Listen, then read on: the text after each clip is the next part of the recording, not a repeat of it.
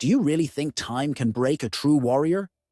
What if I told you the most reliable piece of this offense doesn't have the knees of a rookie anymore, but has the heart of a champion? Today, we're diving into a veteran who shut the doubters up, a rookie getting thrown into the fire, and a potential blockbuster move that could reshape this offense's future. But first, do you actually believe this team's ready to take the next step? Or is the front office still playing it too safe? Drop your take below and hit that subscribe button. Hail to the Commanders. You know what grinds my gears? Fans questioning a player who's already proven everything and keeps proving more. Zach Ertz isn't just a veteran. He's the glue holding this offense together. If you're still out here calling him too old, then we're not watching the same games. At 34, with an injury history that would have retired most players, Ertz showed up in 2024 like he was in his prime. PFF didn't pull punches when they labeled him the most underrated player on this roster. The man racked up over 80 catches for the first time since 2019. Our QB's passer rating, when targeting him, a crisp 109.0. That's elite-level production. And no, I'm not talking about meaningless yards and garbage time. I'm talking third down, conversions, red zone grabs, and contested catches surrounded by linebackers. Why does this matter? Because our QB1, Jayden Daniels, is still a young gun, and young guns need a safety net. Ertz was Daniels' go-to blanket. When the line collapsed, when the pocket broke down, who was wide open in the middle of the field? Zach Ertz. That's why he earned another one-year deal. Not out of pity, out of strategy. But now, the competition's heating up. Adam Peters didn't mess around, loading the offense with new weapons, including in the slot where Ertz dominated. In 2024, the arrival of a certain versatile wide receiver from the West Coast changes the game. You know who I'm talking about. Even with new faces, let's keep it real. None of these guys are as clutch as number 86 when the pressure's on. He runs smart routes, gets to the right spot for his QB, and still draws double coverage. That opens up space for everyone else to shine. The catch? The playbook's about to shift. Cliff Kingsbury wants more explosiveness, more big plays. That could mean fewer targets for our veteran warrior.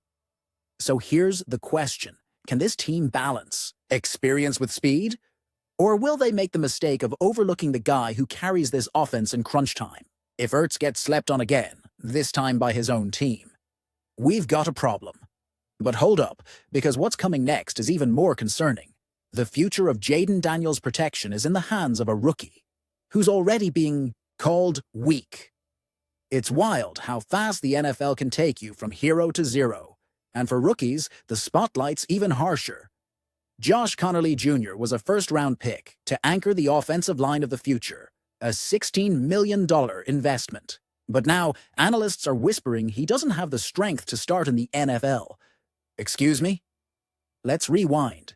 This kid came out of Oregon, going toe-to-toe with the best in college football, and didn't allow a single pressure in the Big Ten. Championship against Abdul Carter, the same edge rusher he'll face in Week 1 against the Giants. And now, they're saying he can't handle the heat? Sounds like overblown noise from people who've never scrapped in an O-line trench. But let's be honest, there's smoke, and there might be fire. The NFL isn't college. If you don't have the raw power ready, you're prey. The criticism is blunt. Connerly lacks brute strength. The kind of push that moves defenders, the anchor for the run game. No matter how technical he is, and he's sharp, without that strength, he's in for a rough ride. What's at stake? Simple. Jayden Daniels. Our future, our hope.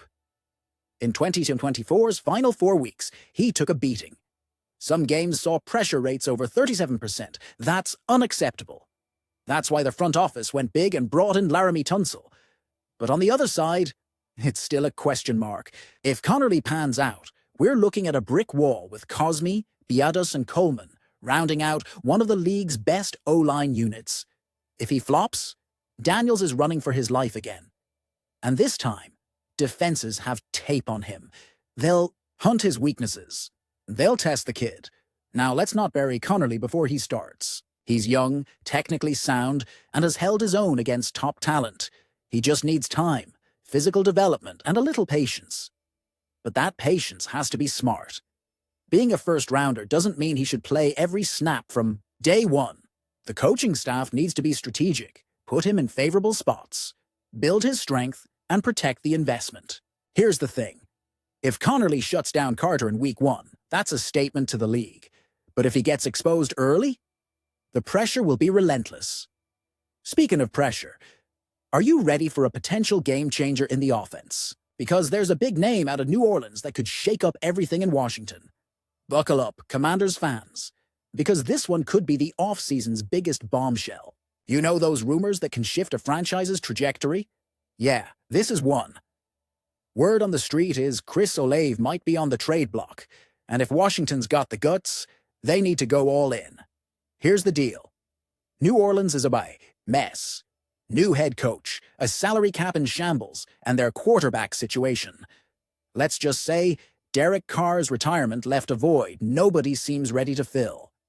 Their second-round pick, Tyler Show, isn't turning heads. Some are already calling him a bust. The Saints are in rebuild mode, and keeping a star like Olave might not fit their plans. Oliv's 24, a proven 1,000-yard receiver in 2 seasons before an injury last year. Even then, he showed he's a legit WR1. He'd be a perfect fit for an offense led by a quarterback like Jaden Daniels. Picture this. Terry McLaurin's 29, Deebo Samuel's 29. Both are studs, but they're closer to the end than their peak. And let's be real. Do you trust Deebo to have an elite 2025 after being traded for a 5th-round pick? If the 49ers, one of the NFL's smartest franchises, let him go for peanuts, they know something. Even if Deebo balls out, he's not a long-term answer. Olave is a young, technical, fast target with a track record of production. Imagine him with Daniels for the next 5-6 years. That's the kind of vision a forward-thinking team needs. Building lasting QB receiver connections. Olave and Daniels could be that. The question is, does Adam Peters have the stones to pay the price? It won't be cheap. Even with the Saints strapped for cash, they know Olav's worth. But if Washington wants to compete at the highest level, now and for years to come, they need to think beyond 2025. That means securing young, reliable targets for their franchise QB. And if this front office pulls it off, my friends, we might just start talking Super Bowl with confidence. An offense with Daniels, McLaurin, Deebo, Ertz, and Olave. That's a defensive coordinator's nightmare in the NFC. So, what do you think? Is Olave worth a high draft pick, or does this team already have enough weapons? Let's wrap it up, Commanders faithful. Zach Ertz proved to age doesn't stop a difference maker, but will the staff keep valuing the guy who delivers when it counts? On the flip side, Josh Connerly Jr. is a raw talent who could protect our future, or put it in jeopardy. And on the horizon, there's a shot to land Chris Oliv, maybe the missing piece to turn this offense into a juggernaut. The truth is clear. The Commanders' future hinges on today's decisions. So, would you go all in for Oliv? Drop your thoughts below, and hail to the Commanders!